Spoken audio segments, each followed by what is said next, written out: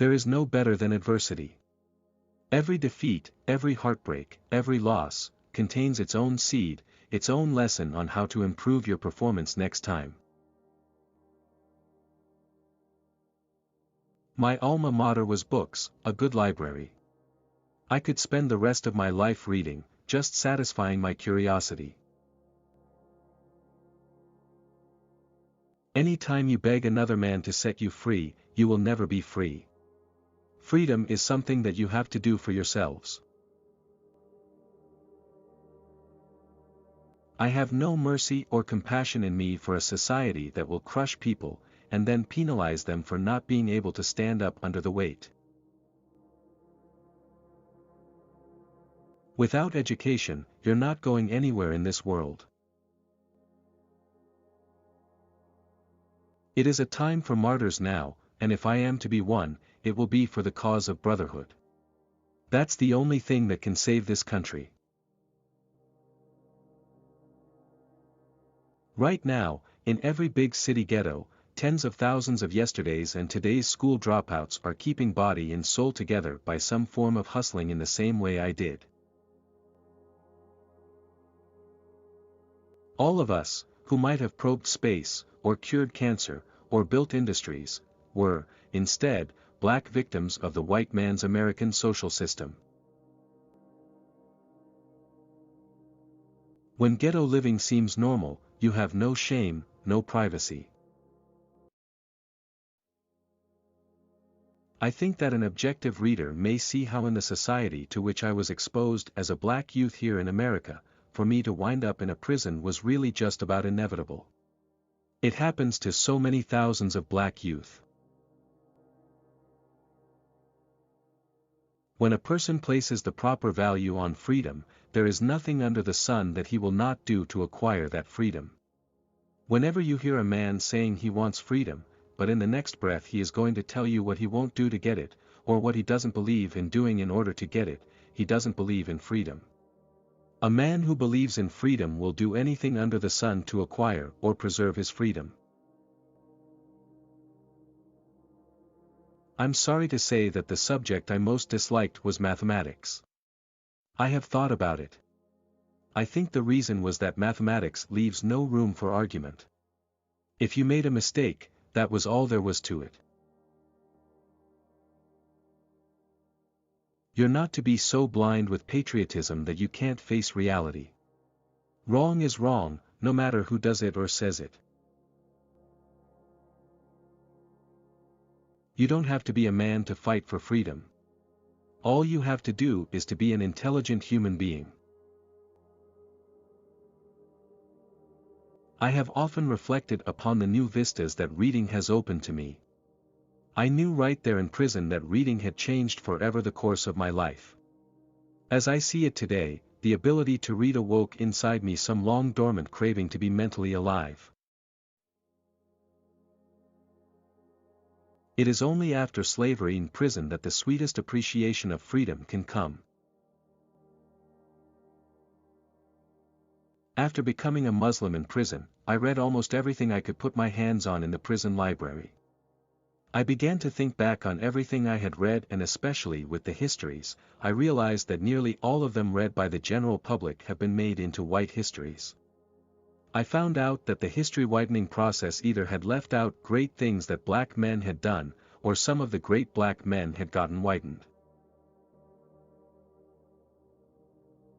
True Islam taught me that it takes all of the religious, political, economic, psychological, and racial ingredients, or characteristics, to make the human family in the human society complete. America needs to understand Islam, because this is the one religion that erases from its society the race problem.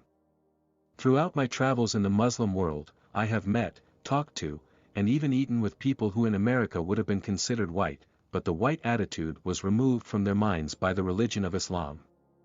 I have never before seen sincere and true brotherhood practiced by all together, irrespective of their color. The hardest test I ever faced in my life was praying. We're not Americans, we're Africans who happen to be in America. We were kidnapped and brought here against our will from Africa. We didn't land on Plymouth Rock, that rock landed on us. By making our people in the Western Hemisphere hate Africa, we ended up hating ourselves. We hated our African characteristics. We hated our African identity. We hated our African features. So much so that you would find those of us in the West who would hate the shape of our nose. We would hate the shape of our lips. We would hate the color of our skin and the texture of our hair. This was a reaction, but we didn't realize that it was a reaction. I was going through the hardest thing, also the greatest thing, for any human being to do, to accept that which is already within you, and around you. Anytime you find someone more successful than you are, especially when you're both engaged in the same business, you know they're doing something that you aren't. Education is the passport to the future, for tomorrow belongs to those who prepare for it today. Yes, I'm an extremist. The black race is in extremely bad condition. You show me a black man who isn't an extremist and I'll show you one who needs psychiatric attention. Sitting at the table doesn't make you a diner, unless you eat some of what's on that plate. Being here in America doesn't make you an American. Being born here in America doesn't make you an American. People involved in a revolution don't become part of the system, they destroy the system. The Negro Revolution is no revolution because it condemns the system and then asks the system it has condemned to accept them. Power never takes a back step, only in the face of more power. We black men have a hard enough time in our own struggle for justice, and already have enough enemies as it is, to make the drastic mistake of attacking each other and adding more weight to an already unbearable load. Time is on the side of the oppressed today, it's against the oppressor. Truth is on the side of the oppressed today, it's against the oppressor. You don't need anything else. A new world order is in the making, and it is up to us to prepare ourselves that we may take our rightful place in it. Speaking like this doesn't mean that we're anti-white, but it does mean we're anti-exploitation, we're anti-degradation, we're anti-oppression. Early in life I learned that if you want something, you better make some noise. If violence is wrong in America, violence is wrong abroad. If it is wrong to be violent defending black women and black children and black babies and black men, then it is wrong for America to draft us, and make us violent abroad in defense of her. And if it is right for America to draft us, and teach us how to be violent in defense of her, then it is right for you and me to do whatever is necessary to defend our own people right here in this country. A man who stands for nothing will fall for anything. In all our deeds, the proper value and respect for time determine success or failure. I don't advocate violence, but if a man steps on my toes, I'll step on his. A race of people is like an individual man, until it uses its own talent, takes pride in its own history, expresses its own culture, affirms its own selfhood, it can never fulfill itself. People don't realize how a man's whole life can be changed by one book. If you turn the other cheek, you can be enslaved for 1,000 years. Black people are fed up with the dilly-dallying, pussyfooting, compromising approach that we've been using toward getting our freedom. We want freedom now, but we're not going to get it saying, "We shall overcome." We've got to fight until we overcome. The greatest miracle Christianity has achieved in America is that the black man in white Christian hands has not grown violent.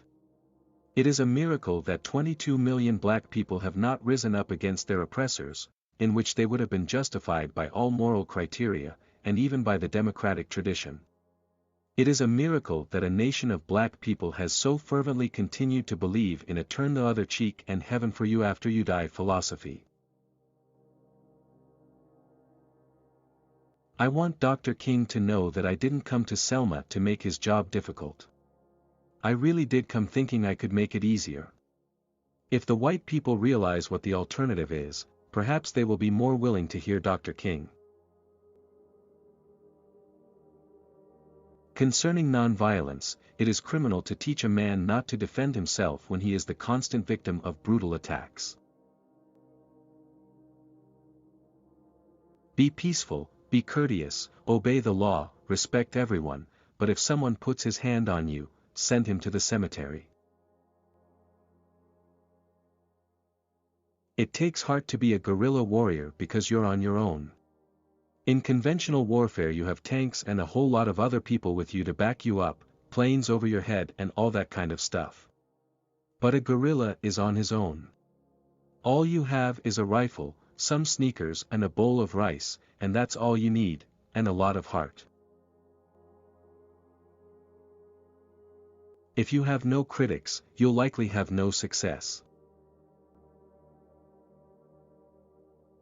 You don't have to be a man to fight for freedom. All you have to do is to be an intelligent human being.